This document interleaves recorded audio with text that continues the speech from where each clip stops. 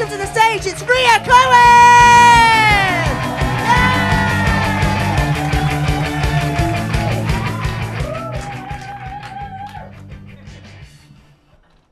Hello, you fucking whores. I told my mum some of my jokes yesterday and she was like, oh, Ria, they're horrible. And I was like, just wait till you hear the ones about you, bitch.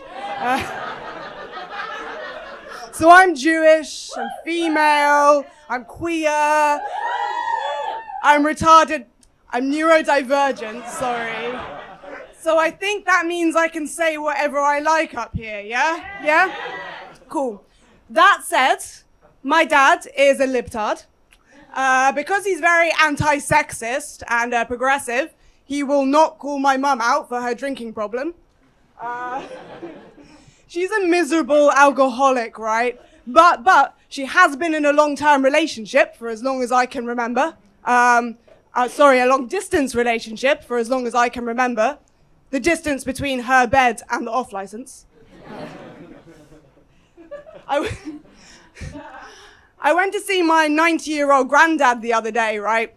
And I went to see him, I was like, oh God, I'm so anxious, I'm gonna give him COVID. But it was actually fine, because he just ended up giving me dementia. I think I have all the makings of a great stand-up comic. I love attention. I'm really insufferable to all of my friends. But I did get some good constructive feedback the other day from a friend of mine who said, you know, Ria, you have everything, but the thing you are missing for true success in stand-up is a penis. I feel for Boris, though. He's been back in the news. I feel for him, I really do.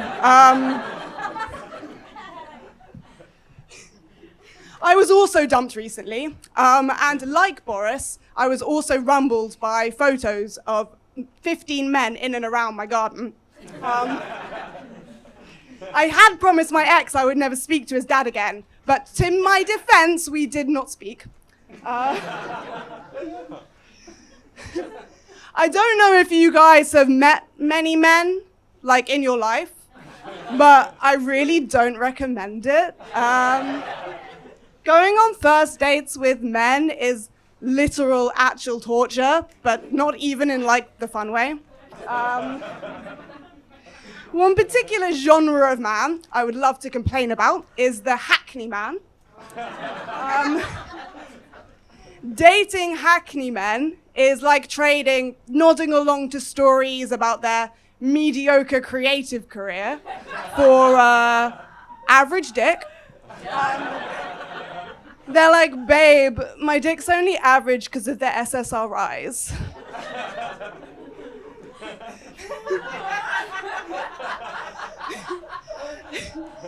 I'm an easily offended millennial, right? So you can imagine my horror when I was scrolling through Netflix the other day, and I saw that Netflix was still perpetuating really bigoted words, outdated terminology in their show titles. Too hot to handle, Latino. Come on, Netflix, we all know it's Latinx, right? But seeing as Netflix are okay with non-PC content in their shows, I have some suggestions for them. Too hot to handle, Thailand. The contestants are Tory MPs and underage sex workers. Normal things, Stranger Things, but instead of a small town in America, it's a small town in India, and the upside down is just a woman leaving her house alone. Mental 100. This one's actually just GoPro footage of my mum trying to remember what happened yesterday. I have a couple more jokes for you, I think. So I'm depressed and a fashion victim, but even I don't hate myself enough to wear Uggs. I have ADHD, right? So like I lose things all the time, but the worst thing I've ever lost by far is a tampon. Definitely the least sexy fingering I've ever received. It's like trying to pry a slippery button from a drawstring purse. Impossible. Now, I don't want to say anything that's going to get me cancelled, but Donda is indisputably Kanye West's best album. Okay, thank you. That's it. That's all my jokes. Enjoy the night.